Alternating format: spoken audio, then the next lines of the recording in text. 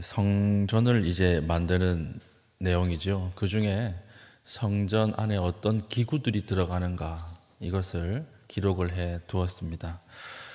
원래 성전이라고 하는 거 원형은 성막이었습니다. 그렇죠. 텐트였어요. 텐트. 텐트의 가장 중요한 것은 무엇이었냐면 이동할 수 있게 만든 것입니다. 광야 40년 동안 계속해서 하나님과 동행하며 이동해야 됐기 때문에 하나님은 성전을 허락하지 않고 성막을 허락하신 거죠. 그래서 이걸 레위 지파 자손들이 들고 이렇게 메고 이동을 했습니다. 그리고 나서 이제 정주했기 때문에 성막이 아니라 성전으로 바뀌게 되는 것입니다. 그런데 그 성막에 있던 기물들과 성전에 있던 기물들이 거의 비슷해요. 거의 비슷하고 크기만 이제 커지는 것입니다. 그래서 안의 내용은 똑같다라고 하는 것이죠. 그래서 오늘 1절 보십시오. 솔로몬이 또 노수로 제단을 만들었으니. 성막도 우리 한번 생각해 보십시오. 성막 안에 딱 텐트 안에 들어가면 가장 먼저 보이는 것이 무엇이었습니까? 눈앞에 보이는 게 번제단이었어요. 번제단은 오늘날 이렇게 고기를 굽는 그릴과 비슷합니다. 그 안에 장작이나 이런 땔감들을 넣어두고 그 위에 격자 무늬에 이게 쇠를 가지고 올려둔 거죠.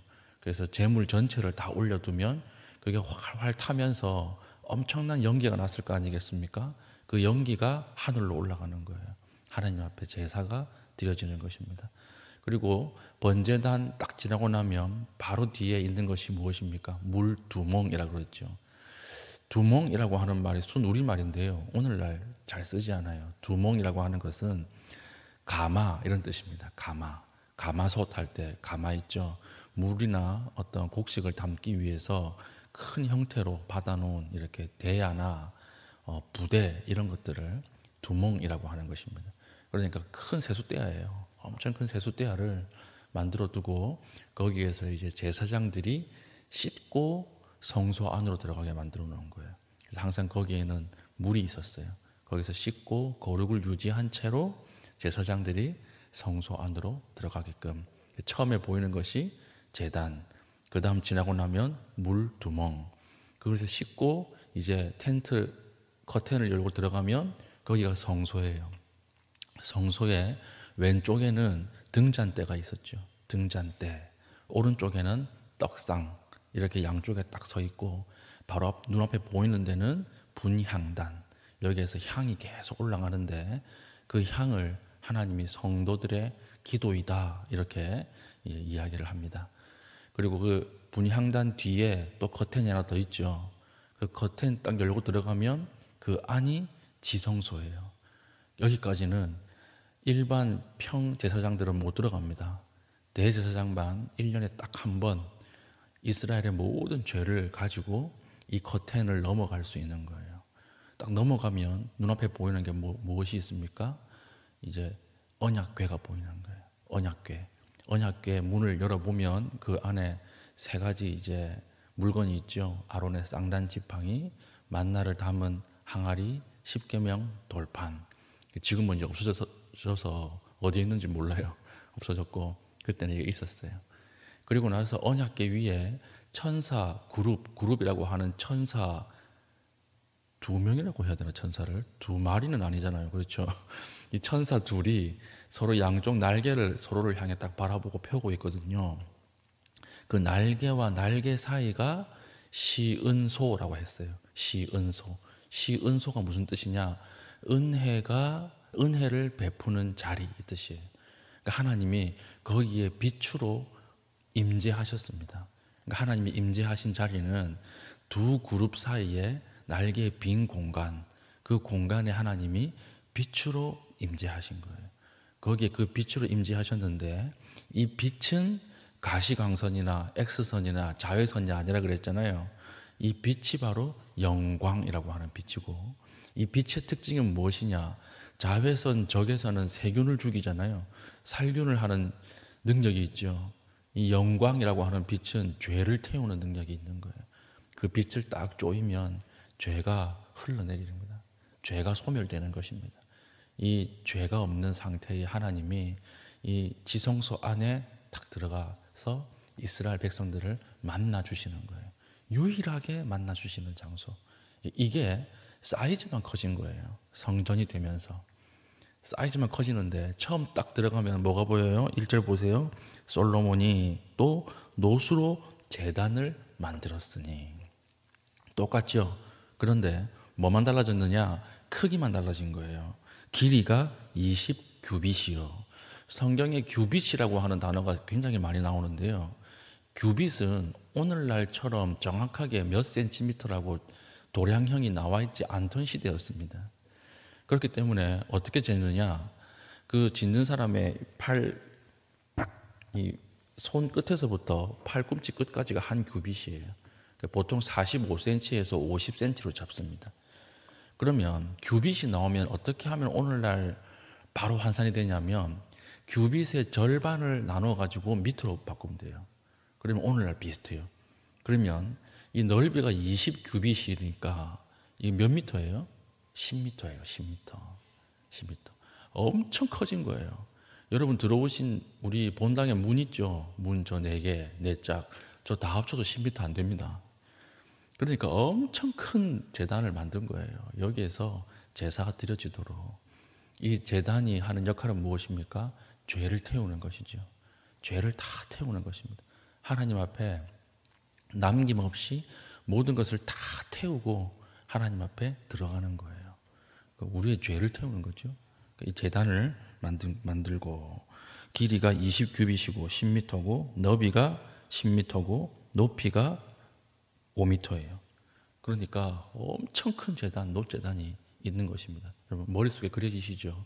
들어가자마자 아주 멀리서도 보이는 놋제단이 보이는 거예요. 그 뒤에는 성막에는 없던 것이 생겨났죠.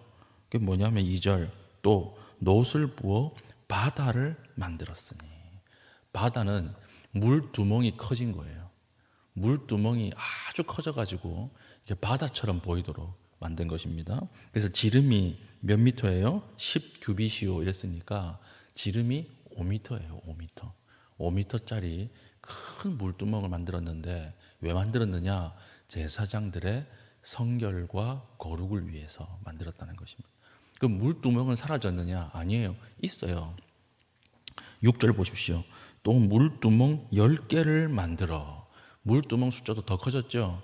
물두멍을 가지고 제물을 씻고 그 다음 바다에서는 무엇을 씻습니까? 제사장의 몸과 제사장의 이 신체를 씻는 것입니다. 거룩을 유지하는 거예요. 이것은 무슨 의미가 있느냐? 하나님 앞에 온전하게 제사를 드렸어도 그 뒤에 또 뭐가 필요해요? 씻어야 된다는 거예요. 씻어야 된다. 이게 성전 예배에서 아주 중요한 태움과 씻음이에요. 이게 그리스도 안에서 어떻게 완성되었습니까? 예수님께서 십자가 위에서 우리의 죄를 완전히 사해 주셨어요. 다 태워 주셨습니다.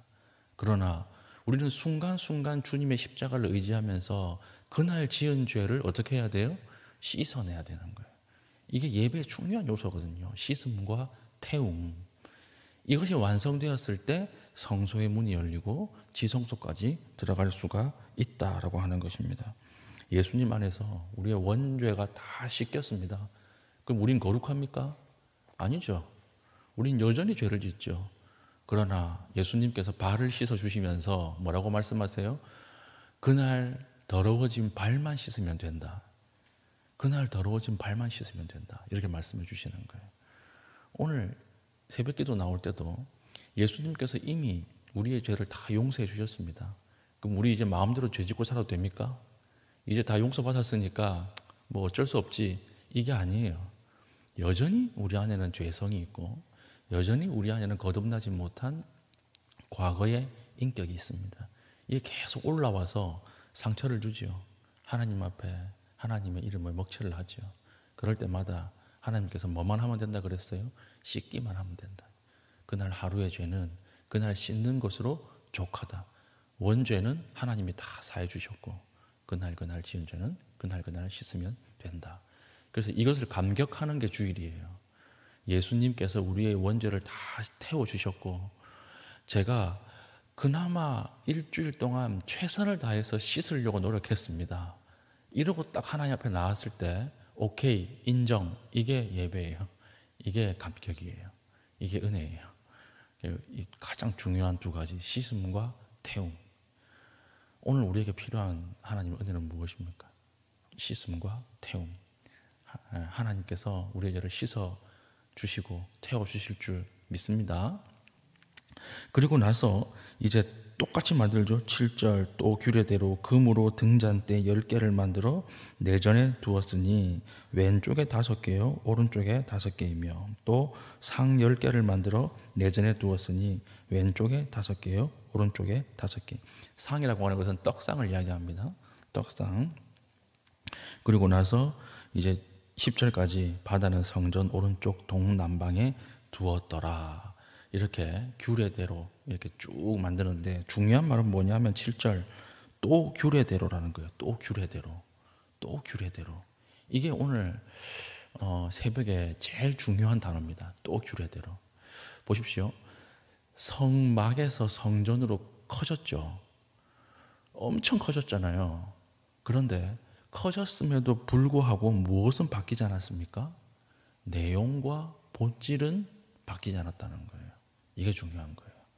솔로몬이 크게 만들자 이래가지고 솔로몬 개인의 어떤 미적 감각이라든지 솔로몬 개인의 취향을 반영할 수 있었습니까? 못 반영했습니까? 반영 못했어요. 철저하게 무엇대로만 만들어야 됐어요? 규례대로, 말씀대로. 이건 무슨 말이냐 하면 크기는 커졌지만 본질과 내용은 바뀌지 않았다는 뜻입니다. 이게 중요해요. 만약에 우리 교회 여기 앉아있는 분이 우리 교회가 엄청 부흥을 해가지고 10,000명이 앉아있다. 그러면 우리 교회가 하는 사역이 바뀔까요? 안 바뀝니다. 바뀌면 안 돼요. 바뀌면 큰일 나는 거죠. 여러분이 아무도 안 앉아있다. 아무도 안 앉아있다 그러면 지금 하고 있는 본질과 내용이 바뀔까요? 안 바뀝니다. 여전히 여러분 아무도 안 와도 우리 갈매교회는 전도하고 예배하고 기도할 거예요. 왜냐? 그게 본질이기 때문에. 이게 중요한 것이거든요. 과거에 어려울 때는 하나님 앞에 하나님을 의지하고 하나님 앞에 잘 기도하고 영성이 아주 바르게 세워졌던 사람이 이제 그 어려운 시기가 지나고 나서 하나님의 은혜를 베풀어 주시면 그 자리를 떠나는 사람이 많이 있습니다. 뭐예요? 크기가 커져가지고 본질과 내용이 바뀌어버린 거죠. 뭘 살려고 하면 아유 목사님 그건 옛날 이야기예요. 요즘 그렇게 안 합니다. 요즘은 아무도 그렇게 안 해요. 요즘은 해야 되는 방식이 있어요. 그렇게 하면 사람 많아요. 그렇게 하면 안 돼요. 이게 뭐예요? 예? 본질과 내용이 바뀐 거죠. 그렇지 않습니다. 2000년 동안 하나님이 원하시는 걸 딱 성경에 적어놨어요. 기록해놨어요. 그대로 하면 되는 거예요. 그대로 순종하면 되는 것이지 오늘날 브랜드화 시켜야 돼요. 교회를 브랜드화 시켜야 되는데 목사님 어디 나가서 설교도 많이 하셔야 되는데 예, 목사님 유명해지면 사람들 그냥 옵니다. 누가 그렇게 하라 그랬어요? 누가 유명해지라 그랬어요? 예. 무슨 우리 교회는 어떤 교회에서 어떤 목사님이 분립개척한 교회입니다. 이걸 교회 전면에 대문짝만하게 꽉 써놓고 그걸 가지고 사람들을 막 모으는데 누가 그렇게 하라 그랬어요? 아니죠. 아니에요. 교회 외형과 상관없이 본질과 내용은 바뀌면 안 돼요. 이게 오늘 새벽에 우리에게 주시는 하나님의 메시지예요.